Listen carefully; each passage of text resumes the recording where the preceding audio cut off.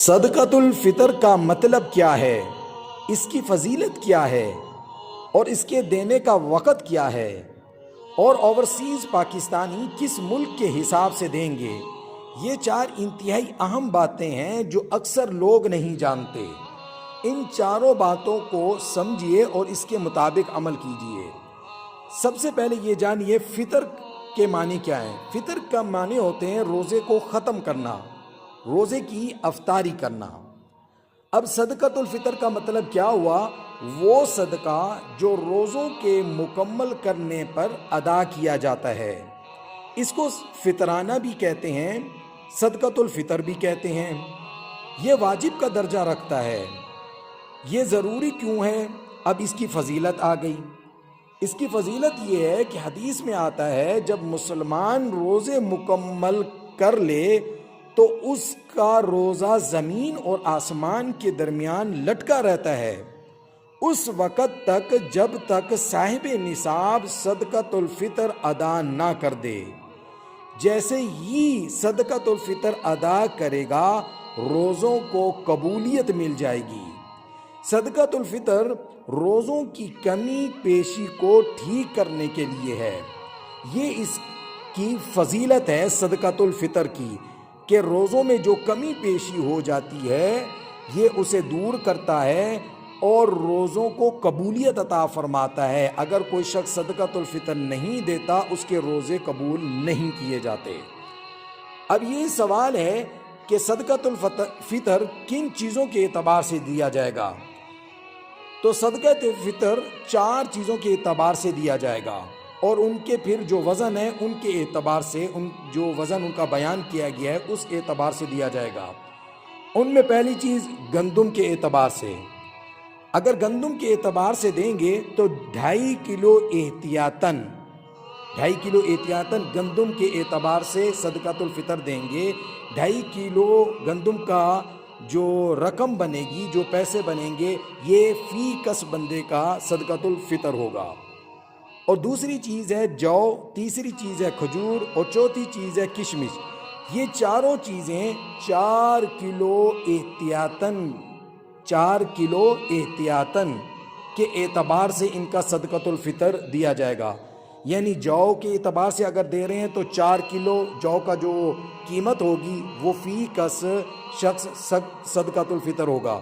اسی طرح کھجور کے اگر اعتبار سے دے رہے ہیں تو اس میں بھی 4 کلو کھجور کا جو رقم بنے گی وہ فی کس انسان صدقۃ الفطر کے اعتبار سے ہوگا۔ اور اسی طرح کشمش کے اعتبار سے دے رہے ہیں تو اس میں بھی 4 کلو کی جو رقم بنے گی اس کے اعتبار سے صدقۃ الفطر فی کس کے اعتبار سے ہوگا۔ گویا کہ گندم 2.5 کلو کے اعتبار سے، جو، کھجور، کشمش، یہ تینوں چیزیں 4 کلو کے اعتبار سے جو ان کا وزن بنے گا، جو رقم بنے گی، اور اس کے اعتبار سے اس کا صدقۃ الفطر دیا جائے گا۔ ان چاروں کو خود رسول اللہ صلی اللہ علیہ وسلم نے بیان کیا ہے۔ اب ان چاروں میں سے کس چیز کے اعتبار سے صدقۃ الفطر دیا جائے، ہر بندہ اپنے حساب سے دے۔ ہمارے علاقوں میں بلکہ اب مسلمانوں میں صرف گندم ہی رائج ہو گئی ہے۔ جو امیر ہے وہ بھی گندم کے اعتبار سے صدقۃ الفطر دے رہا ہے، جو غریب ہے وہ بھی گندم کے اعتبار سے صدقۃ الفطر دے رہا ہے۔ ایسا نہیں کرنا چاہیے۔ جن کو اللہ رب العزت نے توفیق دی ہے، جن کی اچھے کاروبار ہیں، جن کی اچھی تنخواہیں ہیں، وہ گندم کے اعتبار سے صدقۃ الفطر نہ دیں بلکہ جو، کھجور، کشمش کے اعتبار سے صدقۃ الفطر دیں تاکہ غریب کا فائدہ ہو۔ بہرکیف اگر کسی نے گندم کے اعتبار سے بھی دے دیا تو بھی ادا ہو جائے گا، لیکن بہتر یہ ہے، یہ سب سے ادنا درجہ ہے گندم کا۔ باقی جس طرح انسانوں میں کیٹاگریاں ہیں، ان کی کمائی کی کیٹاگریاں ہیں، ان کے کاروبار کی کیٹاگریاں ہیں۔ ایک کو اللہ نے 1,00,000 روپے دیا، دوسرے کو 4 لاکھ دیا ہوا ہے، تیسرے کو 10 لاکھ دیا ہوا ہے، تو اس اعتبار سے جو ادنا درجے کا ہے وہ گندم کے اعتبار سے دے، اور جن کو اللہ نے زیادہ وسعت دے رکھی ہے تو وہ جو، کھجور، کشمش کے اعتبار سے صدقۃ الفطر دیں تاکہ اس میں غریب کا بھی فائدہ ہو جائے گا۔ اب اس کا وقت کیا ہے، کس وقت یہ دینا چاہیے؟ تو سمجھ لیجئے یہ واجب ہوتا ہے عید کے دن صبح صادق سے۔ اب اس کو اور آسان میں کرتا ہوں۔ عید کے دن جب سورج طلوع ہوتا ہے اس وقت سے یہ واجب ہو جاتا ہے، اور عید کی نماز سے پہلے پہلے یہ دینا ضروری ہے۔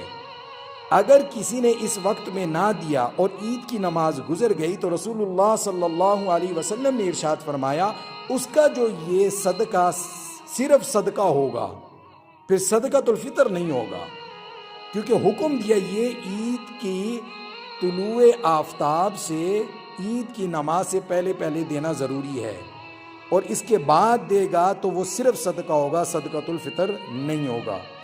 اب یہاں پر یہ اہم سوال پیدا ہوتا ہے کہ اگر کوئی شخص رمضان کے شروع میں دے دے یا رمضان کے درمیان میں دے دے، کیا اس کا صدقۃ الفطر ادا ہوگا کہ نہیں؟ اس میں اختلاف ہے، بعض کے نزدیک ادا ہو جائے گا، بعض کے نزدیک ادا نہیں ہوگا۔ تو بہتر یہ ہے کہ آپ اخیر عشرے میں اس کو دے دیں صدقۃ الفطر، کیونکہ بعض کے نزدیک اگر پہلے عشرے میں دے رہے ہیں تو ان کے نزدیک ادا نہیں ہوتا، دوسرے عشرے میں بھی، تو کم از کم آپ اس کو آخری عشرے 21 تاریخ 22 تاریخ اخیر عشرے میں یہ دینا شروع کر دیں، تاکہ غریب لوگ اگر اپنے کپڑے خریدنا چاہتے ہیں، وہ اپنے کپڑے یا کوئی چیز بھی خریدنا چاہتے ہیں، ان کی مدد بھی ہو جائے گی، جو چیز وہ لینا چاہتے ہیں وہ بھی لے لیں گے۔ تو فقہاء نے لکھا ہے بہترین یہ ہے کہ یہ رمضان کے اندر دے دیا جائے، عید سے پہلے پہلے دے دیا جائے، کم از کم 10 دن پہلے یہ دے دیا جائے، تاکہ غریب اپنی مرضی کی جو چیز لینا چاہیں وہ لے لیں۔ اب یہاں پر ایک اور انتہائی اہم سوال جو پوچھا جاتا ہے کہ اوورسیز پاکستانی کس ملک کے حساب سے صدقۃ الفطر دیں گے؟ یہ انتہائی اہم سوال ہے۔ اب اگر مثال کے طور پہ ایک شخص پاکستان کا امریکہ میں رہتا ہے اور وہاں وہ جاب کرتا ہے، وہاں رہتا ہے، وہاں کام کرتا ہے، یا کینیڈا میں رہتا ہے، برطانیہ میں رہتا ہے، اسپین میں رہتا ہے، جو شخص جہاں پر رہتا ہے وہ اس ملک کے حساب سے صدقۃ الفطر دے گا۔ اب ہمارے ملک میں کیا ہوتا ہے کہ وہ وہاں سے پیسے بھیجتے ہیں اور ان کے والدین عزیز و اقارب پاکستان کے اعتبار سے صدقۃ الفطر دیتے ہیں۔ نہیں بھائی، اس طرح ادا نہیں ہوگا۔ اوورسیز پاکستانی میری اس بات کو سمجھ لیں، اوورسیز پاکستانی جو جس ملک میں ہے، سعودیہ میں ہے، دبئی میں ہے، متحدہ عرب امارات میں ہے، ترکی میں ہے، یو کے میں ہے، برطانیہ میں ہے، کینیڈا میں ہے، اسپین میں ہے، تو جو جس ملک میں ہوگا اس ملک کے اعتبار سے وہ صدقۃ الفطر دے گا، نہ کہ پاکستان کے اعتبار سے۔ یہ ایک بات کلیئر ہو گئی۔ دوسری بات، یہاں پر یہ سوال بھی پوچھا جاتا ہے کہ اگر خود وہ وہاں پر ہے اور اس کے بیوی بچے پاکستان میں، جیسے اوورسیز پاکستان ہیں، بہت سارے لوگ ایسے ہیں جو خود وہاں پر ہوتے ہیں لیکن ان کے بیوی بچے پاکستان میں ہوتے ہیں، اب کیا ہوگا؟ اب وہ اپنے بیوی بچے تو پاکستان میں، کیا وہ پاکستان کے اعتبار سے دے گا؟ تو یہ بھی سمجھ لیں، یہ بیوی بھی شوہر کے ماتحت ہے اور بچے باپ کے ماتحت ہیں، تو یہ جو اوورسیز پاکستانی جس ملک میں، اس ملک کے حساب سے ہی اپنے بچوں کا اور اپنی بیوی کا صدقۃ الفطر دے گا، پاکستان کے حساب سے نہیں دے گا۔ یہ انتہائی اہم مسئلہ ہے۔ ہمارے اوورسیز پاکستانی جو بھائی ہیں وہ پاکستان میں پیسے بھیج کے پاکستان کے اعتبار سے جو ہے صدقۃ الفطر دیتے ہیں، کیونکہ ہم پاکستانی ہیں تو اس اعتبار سے دیتے ہیں، ایسے ادا نہیں ہوگا۔ تو میرے خیال سے یہ چند اہم مسائل آپ کی سمجھ میں آ چکے ہوں گے۔ اللہ رب العزت ہم سب کو دین کی صحیح سمجھ عطا فرمائے۔ وآخر دعوانا ان الحمد للہ رب العالمین۔